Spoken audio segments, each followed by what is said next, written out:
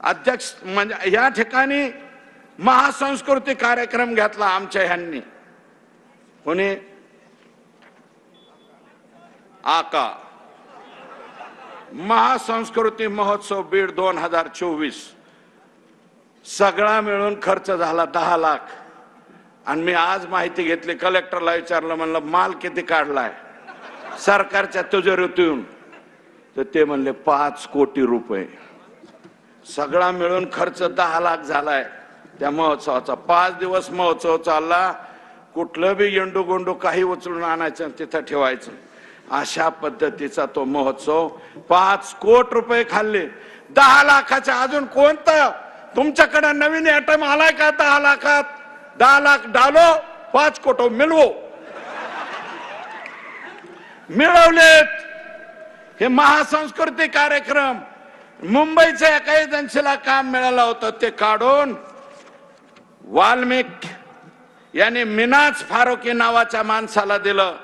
याचे सुद्धा account check करा म्हणून मी सीबीआय कडे आणि त्या ईडी कडे चौकशी देणार आहे। हा बघा मिनाज फारुकी, हे परभणी जिल्ह्यातला मिनाज फारुक। वाल्मिक 5 कोटीचं बिल काढलं, 10 लाख रुपये खर्चा, 4 कोटी 90 लाख रुपये जेब में। मग वाल्मिकला ईडीची नोटीस नाही यायचं तर काय होईल? हे घ्या ईडीची नोटीस, 2/2/2024 ची ईडीची नोटीस। हे वाल्मिक अण्णा का प्रताप, इथं एक प्रताप बसलेले आहेत माग बर का, प्रताप पाटील, प्रताप सिंह पाटील। हे माल कमावणार सिंह वाल्मिक अण्णा असं यांचं नाव इथं ठेवावं लागेल। या ठिकाणी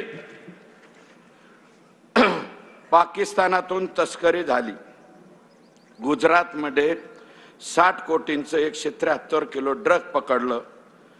आणि एक बातमी आहे दिव्य मराठीची 8 महिन्यापूर्वीची बर का, ही काढून आणली मी, तुम्हाला सुद्धा टाकतो, तुमच्या खासदार ओमराजेंना टाकतो, आमदार आमचे राणादादा असतील, स्वामी साहेब असतील, सावंत साहेब आले नाही, त्यांचं स्वतःचं ऑपरेशन आहे, मला वाटतं त्यांचा पुतण्या का कोणतरी आलेला आहे, पण त्यांचं ॲक्च्युअल हार्टचं ऑपरेशन तिथे आहे, त्याच्यामुळे ते आलेले नाहीत। मला स्वतः तर ते बोलले यांना असं परिस्थिती आहे।